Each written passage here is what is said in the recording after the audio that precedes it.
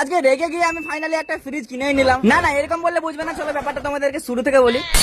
সেদিন বেশ মনের আনন্দে রিলস দেখছিলাম, আর তখনই আমার ডার্লিং এর ফোন থেকে কল এলো। হ্যালো, এই শোন, তুই আর এই নম্বরে কোনোদিনও কল করবি না, ওকে?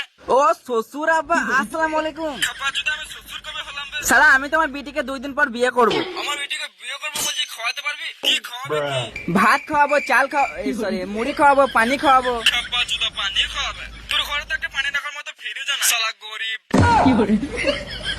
সালা শ্বশুর, তুমি কি ভাবছো আমার অকাত নাই? আজকে ফ্রিজ কিনে এনে কাল কি তোমার বেটিকে বিয়ে করবো।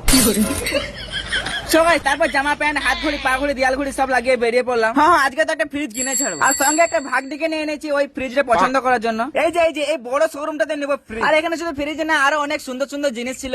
ওয়াও সাল, বাপের জন্য আমি ডাইনিং টেবিলে বসে খাইনি মনে হয়, একটু বসে দেখি কেমন লাগে। তারপর আবার সোফায়, তারপর আবার বিছানায়। আবে আমি তো ভুলে গেছি আমি ফ্রিজ কিনতে এসেছি। লা লা লা লা লা, এটা কেমন লাগছে?